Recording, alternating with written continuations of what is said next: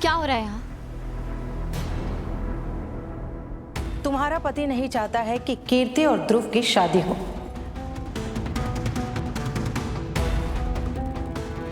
तुम्हें तो पता ही होगा इस बारे में। नहीं, पर मुझे लगता है कि ये सही नहीं है। राघव क्यों नहीं चाहेंगे कि कीर्ति और ध्रुव की शादी ना हो? मैंने अपने कानों से खुद सुना है।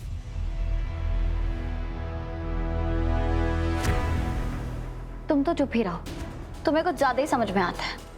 राघव ने कुछ और कहा होगा और तुमने कुछ और समझ लिया और यहाँ तमाशा कर दिया। यही तो आदत है ना तुम्हारी, हर जगह तमाशा करने की।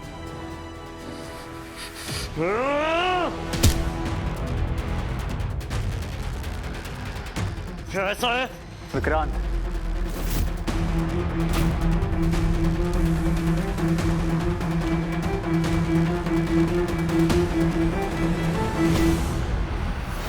संभल के वरना। राघव चलिए चलिए, हम रूम में चलते हैं।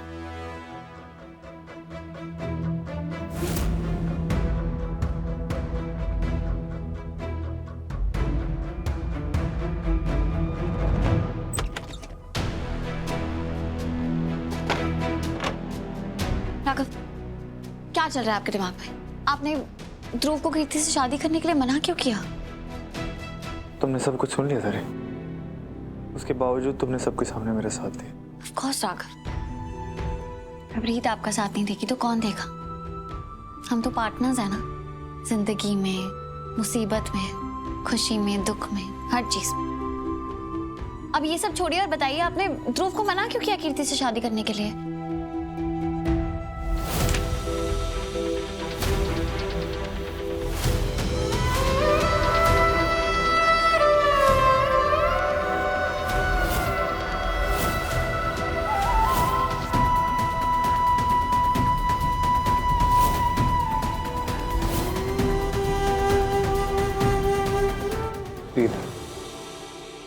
तुम्हारे लायक ही नहीं हो, हम मुझसे नहीं झेला जा रहा है। राघव क्या हो गया आपको? आप रो क्यों रहे हैं? मुझे माफ कर दो प्लीज, बहुत बड़ी गलती हो गई मुझसे। राघव, आप क्यों सॉरी बोल रहे हैं? ऐसी क्या बात है जो आपको इतना परेशान कर रही है, जो आपने अपने मन में दबा के रखी है? प्लीज मुझे बताइए, बताइए क्या हुआ है? मुझे लगता है मैंने तुम्हें बहुत बुरी तरह फेल किया। राघव, ये उस केक की बात है ना? आपको गिल्ट फील हो रहा है ना कि आपने इतनी अच्छी प्लानिंग की, सब कुछ इतने प्यार से अरेंज किया और एक केक ने सब बिगाड़ दिया। यही बात है ना? नहीं रीत। हाँ राघव, मैं जानती हूँ यही बात है। आप बैठिए, आप शांत हो जाइए। मैं नहीं चाहती आप बिल्कुल भी स्ट्रेस ले। और सच कहूँ तो आपको पता है, ये मेरा बेस्ट बर्थडे था अभी तक इतने सालों में, सबसे बेस्ट। हाँ, एक बर्थडे था जब मैं, मम्मी पापा और ध्रुव पिकनिक पे गए थे, लेकिन अगर उसके बाद किसी बर्थडे ने इस लिस्ट में जगह बनाई है ना, तो यही वाला था। तो आप क्यों परेशान हो रहे हैं? मैं हूं ना आपके साथ हर मुश्किल में। तुम सच में बहुत अच्छी हो रही थी। राघव, आप मुझे कुछ ऐसा बताइए जो मुझे नहीं पता है।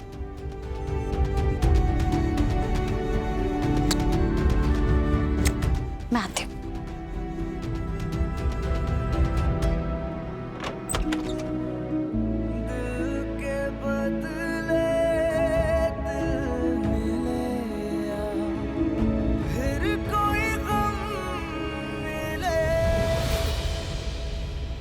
अपना हाथ दिखाओ मुझे, हाथ दिखाओ। कितनी बुरी तरह इंजर्ड किया तुमने अपने आप को। क्या जरूरत है इतना हीरो बनने की? बेकार में खुद को इतनी ज्यादा चोट पहुंचा। बेकार में? तुम्हारे भाई को समस्या क्या है मेरी बहन से? पहले उसने कीर्ति को मंडप में छोड़ दिया और अब बड़ी मुश्किल से अगर उसके जीवन में एक उम्मीद की किरण आई है, उसे भी वो खत्म कर देना चाहता है। क्यों? क्योंकि उसे लगता है कि वो बहुत बड़ा पैसे वाला आदमी है जो दूसरों के जीवन के साथ खेल सकता है। इस तरीके से तुम अपने पैसे, पावर, रुतबे का इस्तेमाल करते हो तुम लोग। तुम ना मेरे भैया को भी जानते नहीं हो तो तुम गलत समझ रहे हो। हम दोनों बहुत अलग हैं। नहीं, तुम सब एक जैसे हो और तुम जैसी लड़कियों को ना मैं बहुत अच्छे से जानता हूँ। मुझे मालूम है कि वो मेरे बारे में क्या सोचता है और मैं उसके बारे में क्या सोचता हूँ। तुम जैसी अमीर लड़कियों की सोच पता है कैसी होती है?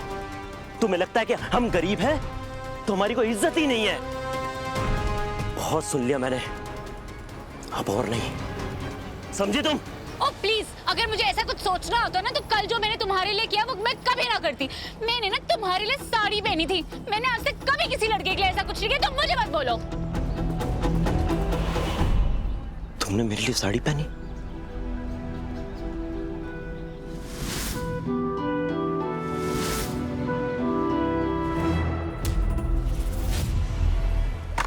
कीर्ति, कीर्ति, ये क्या कर रही हो तुम? खुद को आपकी लाइफ से हटा रही हूँ। कीर्ति छोड़ो, छोड़ो। क्या बोल रही हो तुम? मेरी तरफ देखो, अब बताओ क्या हुआ है? मैं आपके लिए सही इंसान नहीं हूँ। आपकी लाइफ में कोई ऐसा इंसान होना चाहिए जिसकी वजह से आपकी फैमिली में सवाल शक दोनों खड़े ना हो। मेरे लिए तुमसे बेहतर इंसान कोई नहीं हो सकता। मैं तुमसे बहुत प्यार करता हूँ। अब तुम बताओ मुझे, क्या तुम मुझसे प्यार करती हो? हाँ ध्रुव, इतने समय बाद मुझे पहली बार ऐसा इंसान मिला है जो खुद से ज्यादा मुझे प्यार करता है। आपको क्या लगता है मैं इतनी आसानी से मुझसे इतना सच्चा प्यार जो करता है उस इंसान को जाने दूंगी?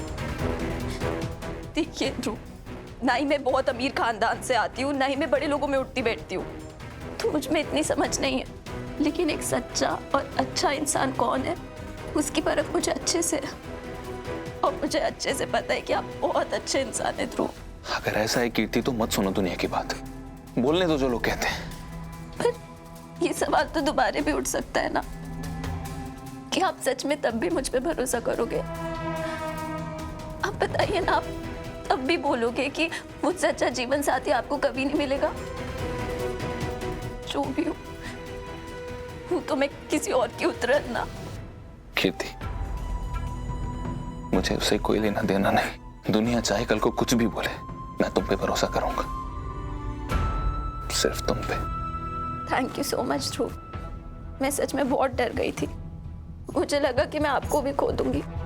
आज के बाद मेरे प्यार पे कभी शक मत करना कीर्ति, क्योंकि मैं तुमसे बहुत प्यार करता हूं।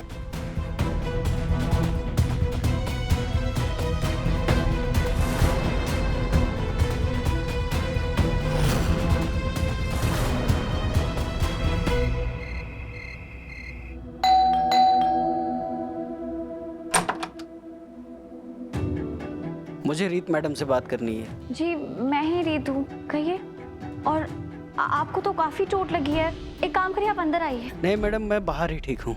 मैं तो बस यहाँ पे सर से आपसे माफ़ी मांगने आया हूँ। माफ़ी किस बात की? मैं आपका केक आपके घर पर डिलीवर करने आया था, पर सॉरी मैं डिलीवर नहीं कर पाया। तो रास्ते में मेरा एक्सीडेंट हो गया जिसकी वजह से केक गिर गया और पूरी तरीक़े से ख़राब हो गया। प्लीज़ मेरे बॉस को ये बात मत बताइएगा। जी मैं नहीं बताऊँगी, आप 1 मिनट रुकिए, मैं अभी आई। ये कुछ पैसे हैं, ये प्लीज रख लीजिए। और जब तक आप पूरी तरह ठीक नहीं हो जाते ना, काम से छुट्टी ले लीजिए। मैं आपके बॉस को उस बारे में कुछ नहीं बताऊंगी। Thank you madam.